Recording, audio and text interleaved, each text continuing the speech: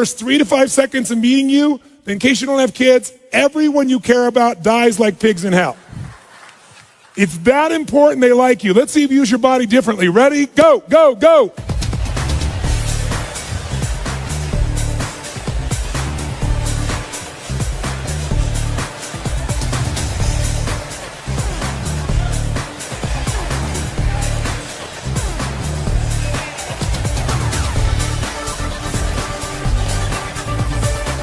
All right, did that feel better, yes or no?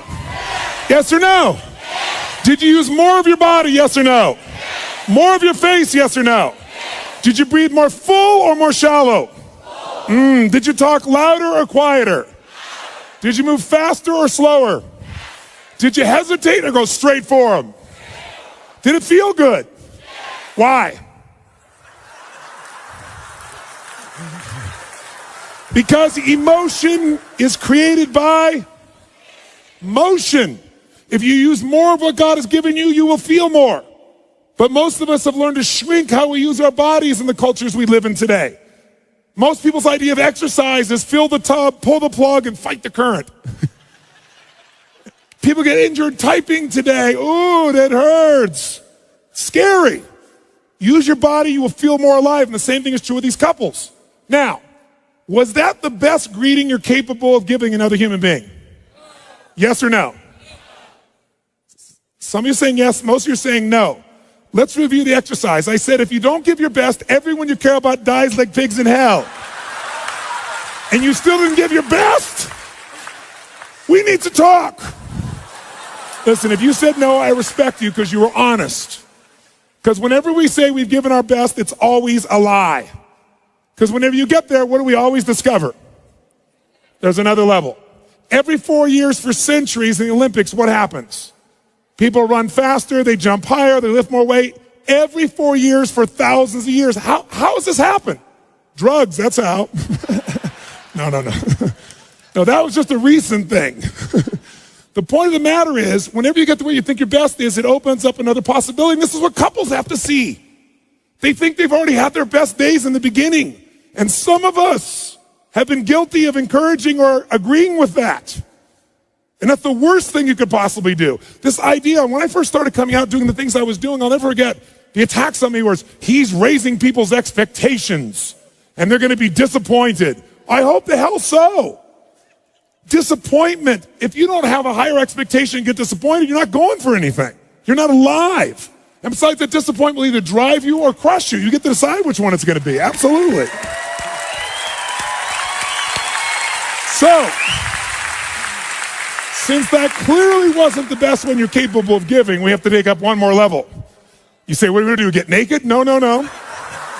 This time what I want you to do is I want you to greet people like they're your long-lost lover or best friend. Like, oh my God, look, it's Mary. Look at her. Oh my God, there she is.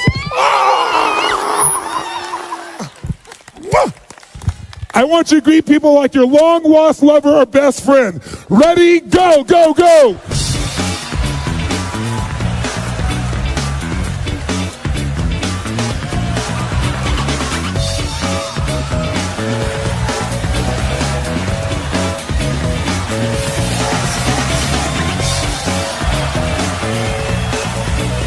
Did that feel better, yes or no? Yes or no? Did you use more of your body or less of your body? More of the muscles in your face or less? Did you breathe more air in or were you more shallow? Yes. Did you talk faster or slower? Did you hesitate or go straight for them? Did you talk louder or quieter? Did you touch them? Oh yeah. Did it feel good? Why? Because I told you to. Very good, sir. Thank you very much. Because emotion is created by... That's right. Now, most people get in a relationship because they're after some emotion, not another job. True or false? And for most people, it becomes a job. And then many people encourage them to stay with the job, which is a nice thing. But wouldn't it be nicer to have them enjoy the job and not have it feel like a job? And the only way to do that is we've got to rejuvenate the individual. There's nothing worse, nothing on earth, than two emotionally unfit people put together. Because what is a relationship's purpose? Why do we get in relationships? Someone tell me. To grow, to experience love, to be happy, to learn deep spiritual lessons, to have someone to bitch to. Thank you, sir. Very good. Someone to bitch to. Now, here's what's interesting. Everything you would say to me, whatever you're going to say to me about why we get in a relationship, underneath it, even if you say, so we can make a difference in the world together. But why do you want to make a difference? Because it's going to make you feel something. There's only one reason we get in a relationship, to magnify human emotion. That's it. That's God's gift. How many of you, when you're excited about something, first thing you think about is who you want to tell or share it with? How many of you have ever liked this in some way? Say, I. So some people use a friend, but the intimate relationship, if it's not only safe, but there's real love and passion there, there's no greater place. If there's trust, if there's respect, there's no greater place for this. But the challenge, of course, is most people don't have it at that level. And one of the reasons, again, is there's not that emotional fitness. Here's what you got to know. People feel they find their center of gravity and then they blame their partner. And here's what I mean by this. When 911 happened, I'll never forget, I had this experience. I was in Hawaii. I was doing a program there for a couple thousand people from 45 countries. We were translating 4 languages simultaneously. It was a 10-day program I used to do that was full tilt from 8 in the morning to midnight. I mean, you had people from all over the world, real leaders. And I just said, living. When do people really begin to live? When they face death. If they face death and they look it in the eye and decide to live, they really start to live. And I said, what would your life be like if in the next 10 days you knew you couldn't get off this island and these are the last 10 days of your life? What would you do different? Who would you call? What would you say?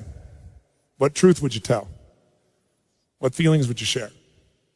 And I went on to this for like 15 minutes. That night, 911 happened. At 3 o'clock in the morning, they called me to tell me the buildings had just dropped.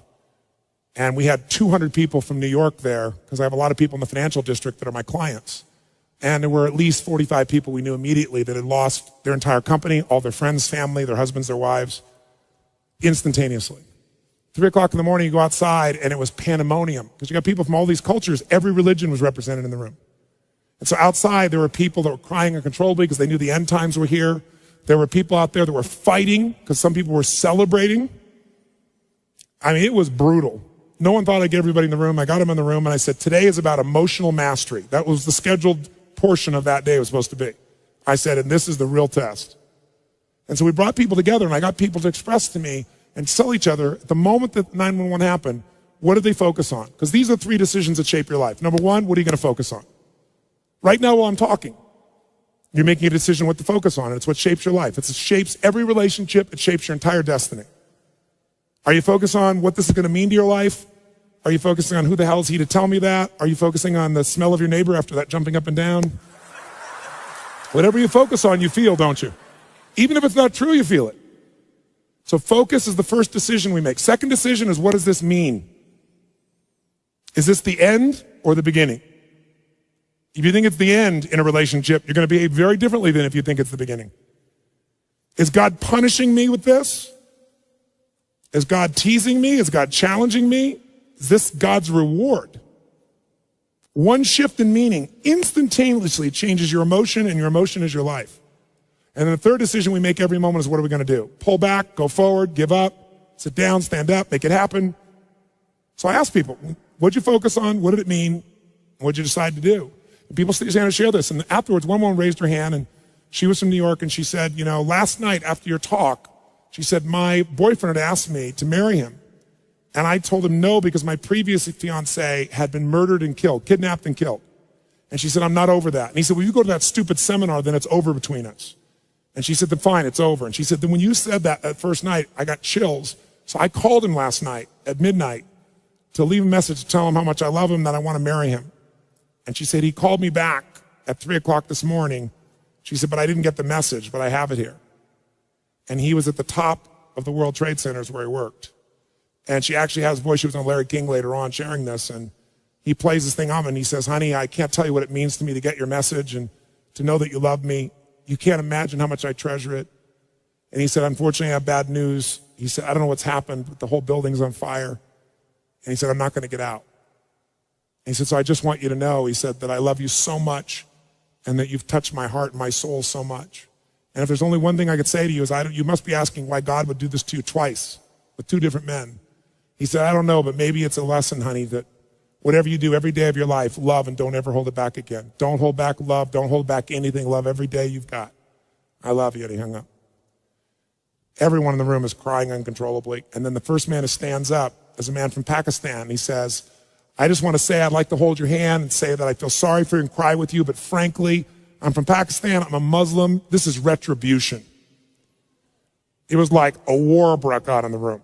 And so I brought him on stage, and I brought a man on stage who was an Israeli man who truly was, to say the least, more than upset with this man. He has family in the occupied territories. He worked in the Twin Towers, so if he'd been there that day, he'd been dead if he wasn't at the seminar. And we merged these people. But the biggest lesson I got, and they became friends, and they worked together for peace, and it's been, 5 years, whatever it's been now, 6 years. The bottom line, though, is this. I noticed something that day. Angry people got angry. Sad people got sad. Worried people worried. Loving people loved. This one woman was so pissed off, so I went around and asked her about things. She wasn't from America. She knows no one in New York City. This didn't affect her in any way, and yet she was raging about this thing. I said, you just get pissed off all the time. You use rage all the time. And she kind of smiled and goes, well, it's kind of like jet fuel. I brought up this woman who worked in the hospitals in New York, and she was guilty that she wasn't there to help people. But as you dig underneath, she always finds a way to be guilty. Here's my point. People, how many of you know somebody who always finds a way to be pissed off no matter what happens? How many know somebody like this? Say, I. And how many of you know somebody that isn't funny, but they think they are? And they laugh so hard at their own jokes that you find yourself laughing too. How many got somebody that say, I? Who do you want to be with? Not hard to figure out, is it? Emotions are a habit. And when we go to relationship, all we do is magnify them. And then we find reasons to back them up. Those people use 911, as horrible as it was. I said to them, all of them, you could be feeling this sad, or you're going to feel this sad, as horrible as it is that 3,000 people died. Guess what? 4,000 people die of cancer and heart disease every day in this country. And they're men, women, children, aunts, uncles, mothers, and you're not sitting around crying about them every day. Why are you so selective in your compassion? Because what we did is focus on it, and then people use that to produce an emotion. That's what people do in a relationship. You want to change a relationship? Change the primary emotion that person lives in. You want to do that? Retrain their body is one way. Only one. I'm going to give you a couple, but that's one. And the best way to do that is only if you can done it to yourself. So let's take this up one notch. Shake your body up. And notice if you sat down already, that ought to give you a clue that energy may not be at the high top of your list. Okay? It's like, oh my God, let me sit down and get comfortable. I'm not being critical of you, but just notice if you went for the path of least resistance, that's not signing up real well for your ability to transfer that to somebody else.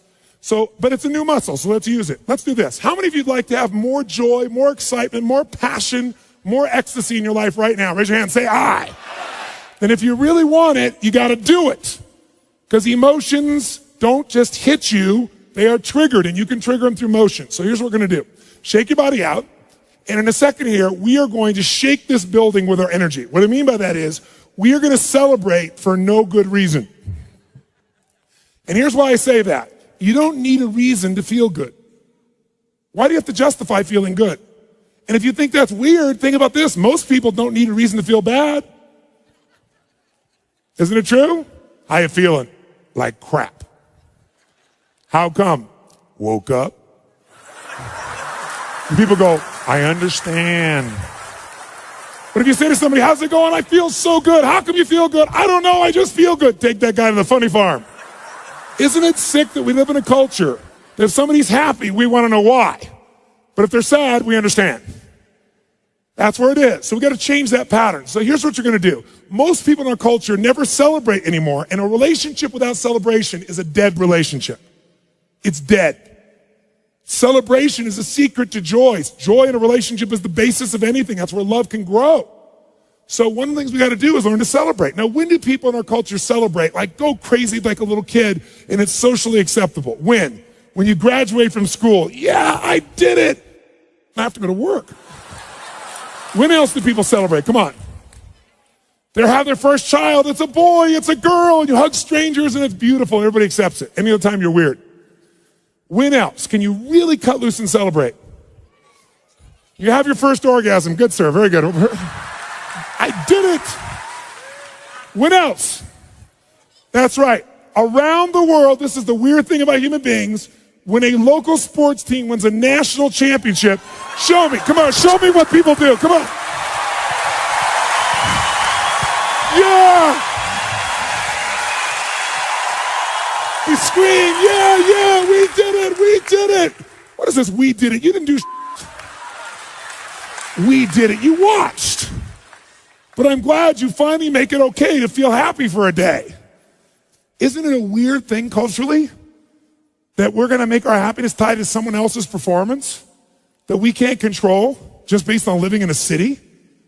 But at least the city goes crazy for that one day. See, you don't need an excuse to feel good. How many got more than enough reasons to be happy and grateful for your life, for your health, for people you love? Say I. So all you gotta do is retrain your body to celebrate instead of training yourself to fit in. How many of you have ever lowered your happiness or your joy or your energy because someone else wasn't feeling as good and you didn't want to offend them? And does it make them feel better? Your playing small does not make them big. All it does is lower the standard, and most of us have learned to do that. So if you're gonna lead, you gotta step out of it. So let's do this. We are gonna celebrate just to get that energy in our body. On a scale from 0 to 10, where 0 is dead, 10 is unstoppable intensity, go to 20. Now to do that, in case you haven't celebrated in many years, I'll remind you. First key to celebration is your feet must come off the ground. None of this, I know it looks cool, but when you actually rise up like this and you extend, you open your diaphragm, which changes your biochemistry instantly. It doesn't happen when you do this. Second key is you must use your voice. How many of you and your kid used to make all kinds of weird noises? Come on. Make some crazy sounds out loud. Come on.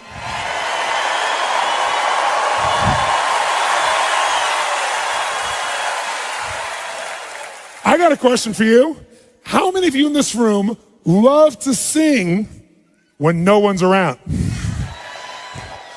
You're in your car, you're singing, you're rocking. You get to the stoplight, you're still singing, rocking. You look over, the person in the car next to you is staring at you like this. What do? You quickly pick up your cell phone, act like you've been talking to someone. Why do we sing even though we don't sound good? Why do we like it? That's right, because emotion is created by, and to sing, you have to move parts of your body you don't normally move. And if you don't use it, so we like it even though we don't sound good. So when you're celebrating, you're gonna extend and you're gonna make sound like crazy. How many want to go for it? Say I.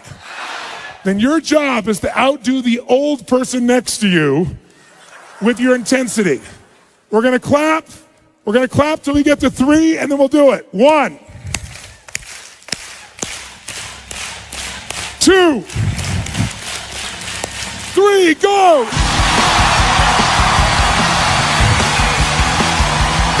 That's it! Come on! Come on! Use your voice! Get a high five from the people around you. Grab a seat. If you feel better than before, make a fist and say yes.